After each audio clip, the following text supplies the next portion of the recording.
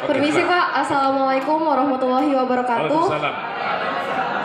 Perkenalkan, saya Ratu Nelit Kenesidik dari SMA Negeri 5 Pematang Siantar. Jadi Pak, pertanyaan saya, bagaimana cara untuk membujuk seseorang untuk direhabilitasi? Semisal teman saya ini kan, dia ingin sembuh, tapi dia malu kalau orang-orang di sekitarnya itu tahu Pak. Sekian Pak, terima kasih. Jadi kadang membujuk ini kasusnya pacarmu kan? Enggak Pak. Bukan. Kalau pacarmu maksudku kau yang kusuruh membujuk dia. Berkutemani pun jadilah. Nah, jadi kalau membujuk ini supaya mau dia direhab memang terkadang susah. Sudah ditangkap dulu dia. Terkadang penyidik ini, saya tidak katakan BNN atau polisi, mengarahkannya supaya sulit, supaya terjebak, supaya dalam. Dengan adanya penasihat hukum atau pengacara ini melihat kasusnya ini, itu namanya keadilan tadi itu. Hanya dia menggunakannya, dipakai sendirinya, nggak sama dong hukumannya dengan orang yang mengedar. Maka yang mengedar ini yang paling parah hukumannya. Karena dia edarkan itu, maka orang memakainya kan itu nih. Maka kalau misalnya membujuk itu, pakai tips lah. Kalau misalnya dia cowok, bikin surat cinta sama dia. Kan itunya. Kalau cewek dia, rayulah dia kan itunya. Bagi terawih ini kan aku kurangnya. Makanya aku dengarkan dalam bercinta, dalam kehidupan aku kalah. Dudu.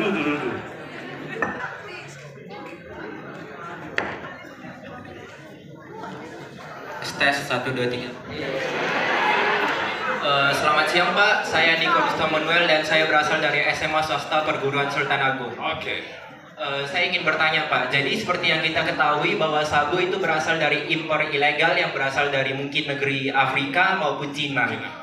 Jadi sabu itu tersebut kan melalui impor ilegal dan tidak melewati bea cukai kan Pak.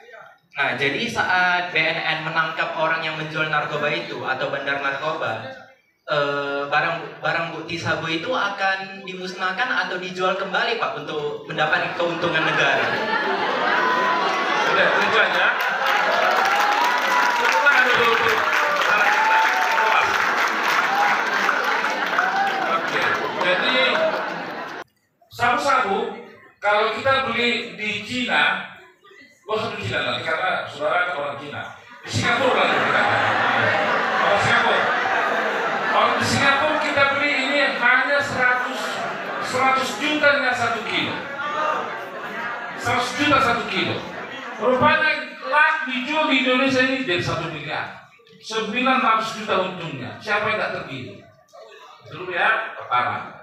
Maka itu makan banyaklah seperti jawaban mana adik tadi itu. Itu ya. Itu salah satu karena menggiurkan itu untungnya. Terus bagaimana caranya mereka masuk ke Indonesia ini tadi sudah juga mengatakan kalau resmi nggak mungkin ditangkap itu. Tapi dengan cara menyelamlah dengan kapal-kapal tongkang yang apalah atau membawa kayu lah, maka mereka merapat ataupun di dermaga yang tidak jelas lah, atau di rawa-rawa itu. Singkat cerita sampailah ke kita ini, ditangkap.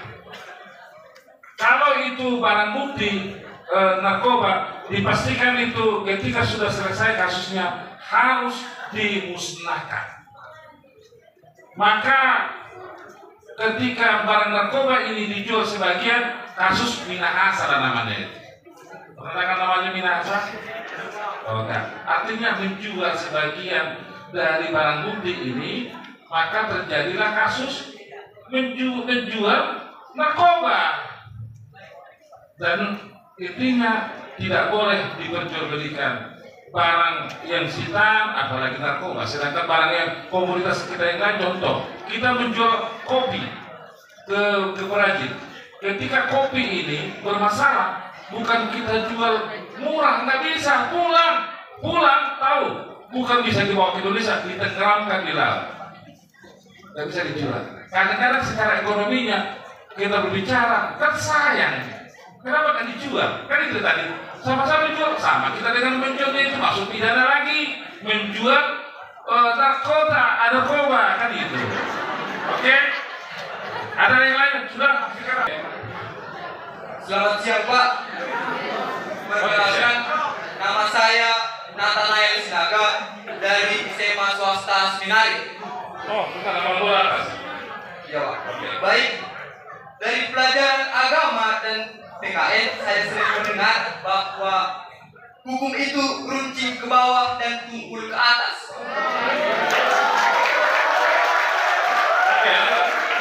Dikatakan hukum yang runcing ke bawah, yaitu bagi masyarakat rendah yang tidak memiliki ekonomi, mereka tidak dapat menolak dan harus menerima hukuman itu. Dan jika dikatakan hukum itu tumpul ke atas, bagi masyarakat dan individu yang memiliki ekonomi dan jabatan tinggi bisa menolak dan menghapus hukum itu. Jadi pertanyaan saya Pak, sebagai seorang advokat, apa tanggapan dan tindakan Bapak terhadap pendapat yang menyatakan bahwa hukum itu ke bawah dan tumpul ke atas? Terima kasih.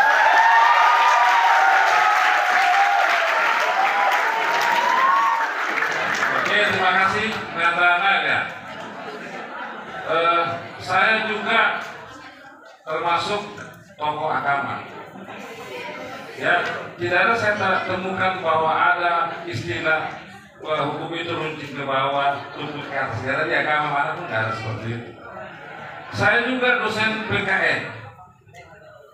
Tidak ada di pendidikan kewarganegaraan menyatakan bahwa hukum itu runcing ke bawah, tumpul ke atas. Hanya itu sebutan, slogan orang-orang yang memang tidak puas akan hukum tersebut, atau slogan atau pernyataan seseorang yang merasa tidak adil dalam menerima hukuman tersebut. Maka untuk itu, bagaimana seorang advokat, maka datanglah ke kantor kami. Kantor advokat, kita diskusi persoalannya apa, kasusnya apa yang sehingga dikatakannya bahwa hukum itu runcing ke bawah, tumpul ke atas. Masalah apa? Yang saya tahu, pejabat pun, apakah itu pejabat negara, pejabat kepolisian, masuk penjaranya. Gitu ya. Jadi gak ada yang tumpul ke atas. Malah yang sekarang ini korupsi ini kan yang diincar kan terhadap pejabat. Kalau kita mau dicari-cari, paling kita dicari hansip lah, ada mencuri brondolan lah, kan itu ini. Atau mencuri tabung gas, dicari apalah, jaga malam. Nah, ada istilah itu, istilah ketika ada orang merasa keadilannya tidak ditemukan, merasa dia tidak adil atau tidak diperlakukan secara adil. Untuk itu, mari kantor advokat lah datang, kita diskusi tentang ini. Oke? Bisa ada pernah kau lihat kasus seperti itu atau saudaramu atau keluargamu suruh ke kantor ya? Oke ya, bisa kan? Kalau itu, bagaimana tanggapan Bapak sebagai advokat untuk melihat itu kan tadi kan? Itu adalah tanggapan saya. Oke, sudah bisa? Yang ke belakang. Oh ya, tengahnya. Semoga semangat gitu.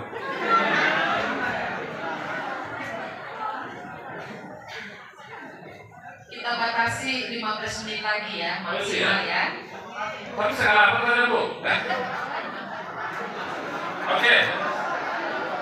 Baik, terlebih dahulu saya berterima kasih karena telah diberi kesempatan untuk bertanya. Jadi saya memiliki sebuah cerita Pak. Oke dulu saya. Sebelum itu saya perkenalkan diri saya. Nama saya Rizky Alexander Simbolon dari SMK Swasta Kalimantan Timur Pematang Siantar. Jadi cerita saya ini bermula di mana ada seorang yang ingin menanam ganja. Jadi dia merekrut beberapa pekerja. Sementara pekerja ini tak tahu dia tak mau menanam apa. Sudah?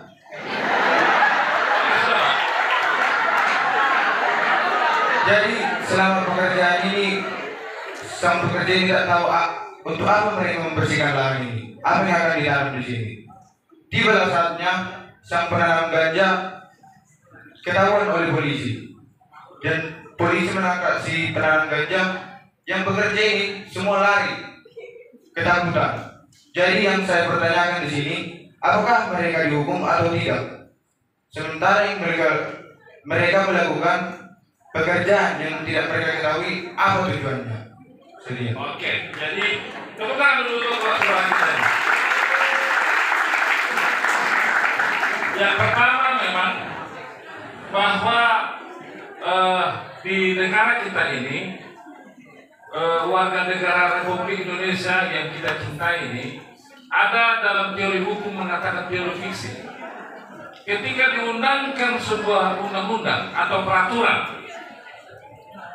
maka ketika dinyatakan sudah berlaku ini, dengarkan ya, dinyatakan ini bahwa semua warga negara dibaca atau tidak dibaca undang-undang ini, ditahu atau tidak tahu undang-undang ini, maka wajib hukumnya tahu bahwa siapa yang melanggar akan dihukum. Itu dulu. Pertama. Kedua, maka untuk hal-hal yang masih sifatnya rancu, contoh kalau saudara tahu kitab undang-undang hukum pidana masih dibahas sampai sekarang. Sudah keluar tapi masih dibahas, menunggu ada beberapa masukan-masukan.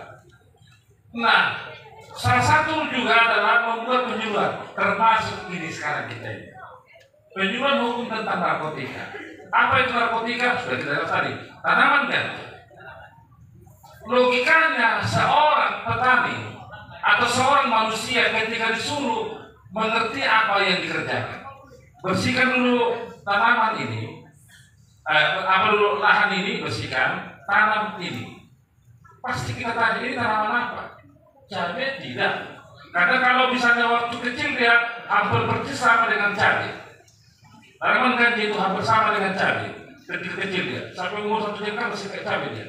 Nah, ketika seorang pekerja ini pasti menanyakan kepada induk semangnya atau tokenya atau yang menyuruh dia, ini tanaman apa?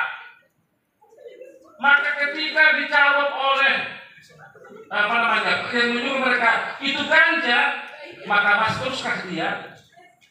Saya pastikan ketika dikatakan ganja, maka dia akan berpikir untuk melakukannya. Oke, sekarang banyak orang menyatakan bahwa ada slogan Malik tidak pernah mengaku. Seperti kawan itu tadi, dia katakan lah itu, saya nggak tahu bahwa itu ganja maka saya tanam. Kalau jawaban seperti ini, jawaban yang sangat-sangat tidak masuk akal.